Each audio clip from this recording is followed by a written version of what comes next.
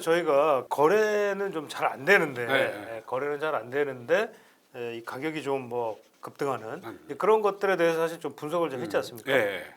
그래서 오늘은 그 신고가 행진에 정말 과연 이게 정말 신고가냐 그런가 아니면 이게 어떤 의미가 정말 있는지 한번 예. 따져보시죠. 예, 한번 따져보도록 하겠습니다. 자, 최근에 뭐 신문에도 요즘 많이 나오고 있습니다. 거래 절벽 속에 거래가 제대로 안 되는데 또 집값은 또 14년, 15년 만에 최고치 올라가면서 한 방에 무려 23억 3천만 원이 뛰었습니다. 이게 반포의 자이 아파트. 네. 91평이니까 사실은 뭐 65억이 아주 높은 건 아니지만 네. 어쨌든 한 방에 가격이 팍팍 다 뛰고 있습니다. 근데 도대체 이 한 방에 뛰는 이유가 뭘까? 그러니까 서울 집값이 미쳤다는 얘기가 나옵니다. 네. 거래 절벽에도 팔리면 무조건 신고가입니다. 높은 가격에만 거래가 성사된다. 전형적인 급등장에서 나타난 모습입니다. 예. 신고가보다 3억 더 달라. 뭐 이런 배짱 요구도 많습니다. 예. 지난번에도 말씀드렸지만 2012 이제 통계 작성 이래로 뭐 가장 가파른 상승률이다. 이런 얘기까지 나오고 있습니다.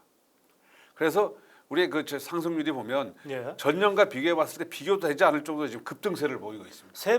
거의 한 3배 가까이 좀 예. 높은 것 같아요, 그래서 상승률이. 예. 제2차 폭등장이 형성되고 저희가 있습니다. 지난번에 얘기했었죠. 네. 예. 서울 지역의 주요 고가 거래를 보면 종로구 경희궁 자이, 뭐 네. 옥수 리베젠, 서초 신반포 자이 다 아실만한 건데 2, 3억씩 기본적으로 예. 그러니까 그 전에 신고가에 비해서 2, 3억이 더 오른 가격에 거래가 되고 있습니다. 예. 그리고 서울 아파트 거래량은 뭐 쭉 줄어들고 있죠. 그리고 9월 달 들어서 예. 151건밖에 거래가 돼서 9월 12일 기준입니다. 이게 한 달 지나서까지 신고할 수 있어가지고 예. 이게 좀 아파트죠, 그러니까. 예, 확정된 건 아니지만 예. 아파트 거래를 보면 예. 어쨌든 9월 1일서부터 지금까지 신고 들어온 게 뭐 강남구 2건, 서초구도 2건, 종로구 2건, 중구. 근데 예. 강남 서초는 아파트가 워낙 많고 예. 고가들이 많지 않습니까? 그러니까 그렇죠. 고가 신고가는 형성이 되고 있지만 그만큼 거래가 줄어들었다는 걸 보여주는 겁니다. 근데 12일까지 151건이면 네. 어마어마하게 적네요. 보통 서울이 월 기준 한 3,000건에 4,000건 정도는 나오는 게 일반적인데. 예, 그리고 요 정도 되면 예. 그래도 어느 정도 신고가 들어오는데 예. 상당히 적습니다. 그러니까 매우 적은. 네. 예. 그래서 이제 거래 절벽 속에서도 예. 아파트 값이 계속 오르냐, 왜 오르냐, 많은 전문가들이 지금 여기에 대해서 기자들도 그렇고 뭐 분석을 하고 있죠. 예. 지난번에 저희도 분석했지만 수요는 줄었지만 예. 매물은 멸종이 됐다. 실종도 아니고 멸종이 돼 있다. 매물. 그러다 보니까 부르는 게 시대일 수밖에 없다. 그리고 집주인 입장에서는 팔 이유가 없다. 예. 왜냐? 양도소득세 높습니다. 그다음에 이사를 가려고 그러면 또 각종 거래 비용들. 거래 비용들. 그러다 예. 보니까 굳이 매물을 내놓을 이유가 없어요. 그런데 배짱으로 실제 가격보다 신고가보다 2, 3억, 3, 4억 더 높게 부르는 거죠. 그걸 일종의 배짱 호가. 그 가격에 사면 좋고 아니면 말고. 그러다 보니까 거래의 70%가 최고가 거래, 신고가의 거래가 됩니다. 보통의 경우는 뭐 어떤 층이 좀 좋거나 나쁘면 막 10억짜리 아파트다 그러면 10억에도 거래되고 9.5억에도 거래가 되고 11억에도 거래되고 이렇게 하면서 그런 올라가는 게 건데 일반적이죠. 일반적인데 10억 거래됐다가 한 두 달 있다가 12억, 한 두 달 있다가 15억 이렇게 되면서 집값이 팍팍 뛰는 겁니다. 그다음에 옆단지 신고가만큼 호가 올릴게요. 이게 뭐냐면 우리가 신고가 등록제가 고가를 실거래가 등록을 하고 있지 않습니까? 예. 그러니까 다 자기 아파트에 보이는 거죠? 다 예. 보이죠. 그러다 보면 그거 보면서 매물을 내놓을 때 그걸 참조해서 플러스 알파 굉장히 높은 가격에 내놓고 있습니다. 근데 이것이 통하는 이유가 뭐냐? 내년에 지금보다 훨씬 더 전세난이 심해질 거다. 전세난이 더 심해진다. 예. 예.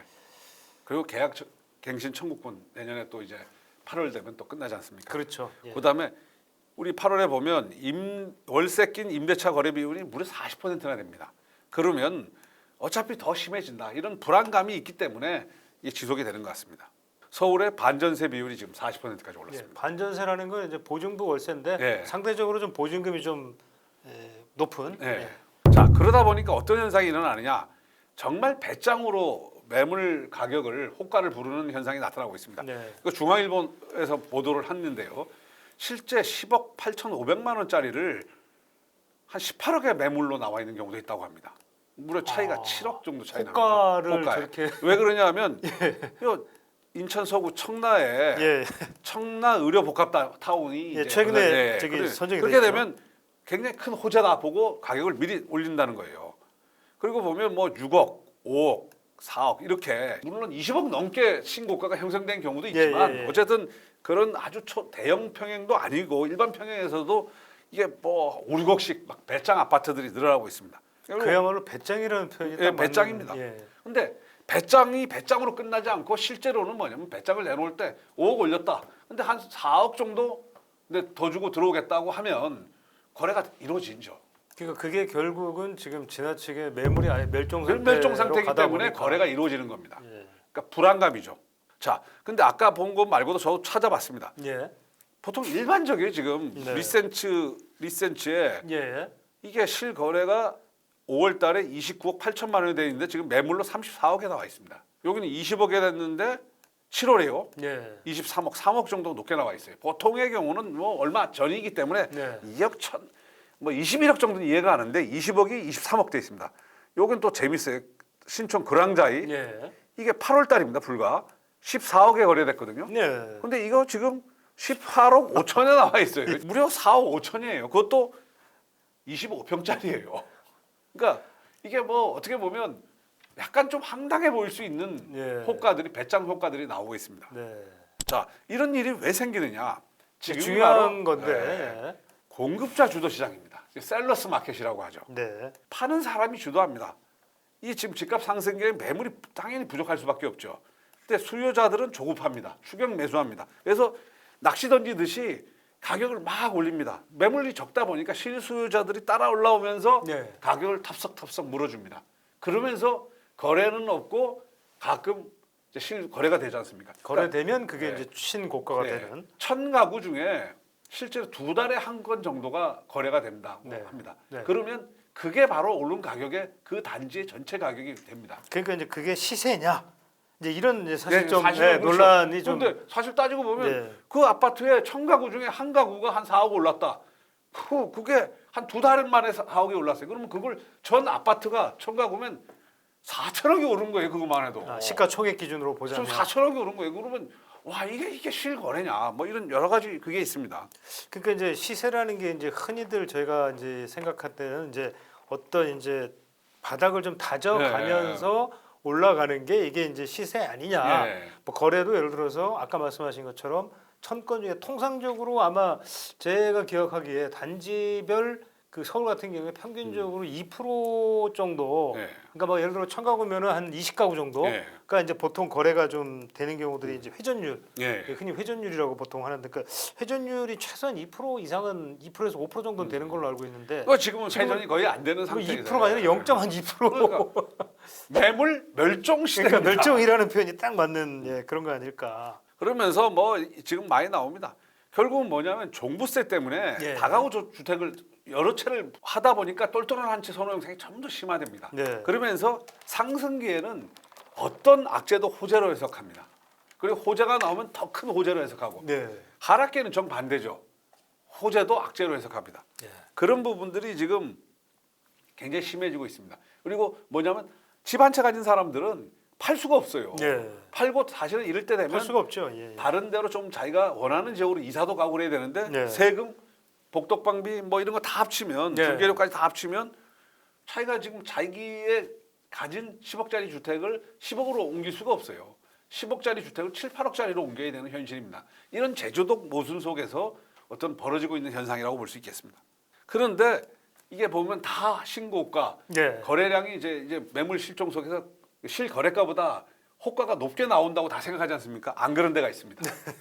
세종시입니다. 예. 이 세종시는 지난번에 말씀드렸지만 저희가 한번 짚어보긴 했었죠. 한두 달 정도 하락 지금 하고 있죠. 네. 근데 자 매매가가 7억에 나왔습니다. 네. 이 가제 3단지요. 네. 이게 5월 달에 7억 4,500에 거래됐습니다.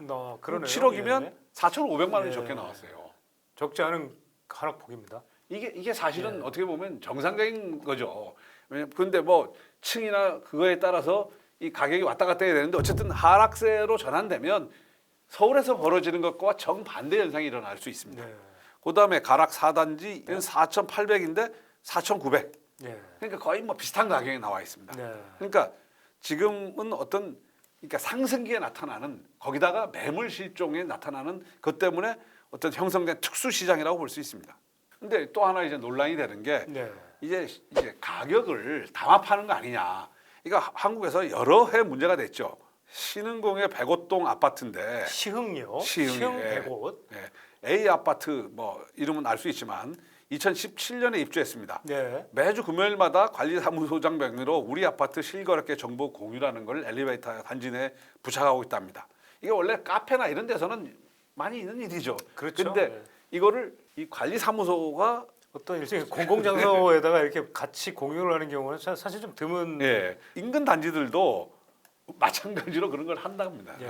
저게 뭐 아파트 아니 저 부동산 공인중개업소 그 뭐 창문에다가 네. 붙이는 것도 아니고 이게 그 결국 뭐냐면 최소한 자기 이제 주민들이 우리 아파트가 좀 가격이 덜 나간다고 생각하는 거예요. 예. 그래서 우리 시세는 일종의 담합이다라는 이제 지적이 나오고 있습니다. 이런 걸 하는 거는 처벌 대상이 될 수 있어요. 예. 아까 말씀드렸지만 지금 서울에서 벌어지고 있는 혹은 아까 뭐 3억, 4억, 7억 그럼 개인이 그렇게 내놓는 건 또 정부가 처벌할 방법도 없고 단속할 방법도 없어요. 그거요 뭐 집주인 마음이죠. 근데 그렇죠. 이렇게 어차피 가이드라인을 어차피 설정하는 허가니까 거는 뭐. 문제가 되는 거죠. 예. 이거는 약간 공정거래법상에 좀 문제가 될 수 있겠네요. 예. 그러면. 담합이나 이제 이런 것 정도로. 그리고 사실은 이게 법적으로 또 처벌되더라고요. 예. 작년 12월인데 예. 경남지방경찰청에서 부동산 시장 교란 행위 특별 단속을 벌여가지고 예. 10명을 기소견으로 검찰에 송치했어요. 네. 그러니까 4억 아파트를 6억으로 뻥치기 했다. 온라인 카페에서 우리 아파트 29평은 평소 3억 6천만 원 이상 나와야 뭐 호가를 올려야 한다. 뭐 이런 걸 해가지고 공인중개사가 특히 4억 원을 6억대 가격으로 시세보다 현저하게 올려서 놓은 걸 가지고 이제 그걸 했더라고요. 그러니까 네. 이게 이런 식으로 해서 집값을 올리는 행위는 법적인 단속 대상이 되는데 아까 개인이 올리는 건 또 어떻게 할 방법이 없습니다. 대대적 지금 그에 대한 논란이 많았죠. 예. 아파트 실거래가 절대로 믿지 마라. 조작됐다. 네. 그리고 실거래가 띄우기 의혹 그래가지고 있었습니다. 그래서 실제로 또 정부가 이거 조사를 해봤어요. 예. 그랬더니 실거래가 조작이라고 해서 821건을 털어봤더니 12건 정도만 실제로 조작이 됐고 나머지는 아니었다고 합니다. 네. 어떤 식의 어떤 계산을 냈느냐면 계약 취소 정보는 앞으로 삭제를 하는 게 아니라 실거래가 공개된 시스템에 계약 취소 이렇게 그렇죠. 지금 그렇게 돼 있더라고요. 네. 저도 찾아보니까 계약 취소라는 게 나오더라고요. 예.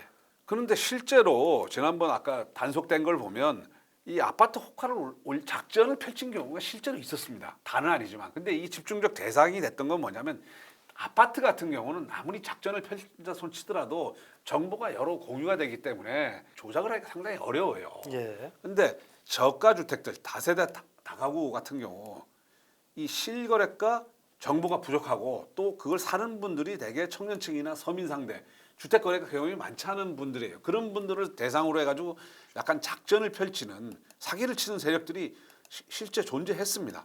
근데 제일 지금 이제 아까 지금 부동산 작전 중에 아파트만 하더라도 약간 그 작전을 펼치기가 좀 어려운 부분이 많이 있어요. 그 아파트라는 게 워낙 정보가 공개돼 있고 네. 그 한 해당 물건에 대해서 중개업소가 한 서너 군데 혹은 10군데 이상 되잖아요. 가서 보통 아파트 단지에는 뭐 그렇죠. 최소 10군데 이상이죠. 예, 그러면 아파트는 가서 그 아파트 단지 내 여러 군데 돌아보면 되지만 빌라는 좀 다르지 않습니까?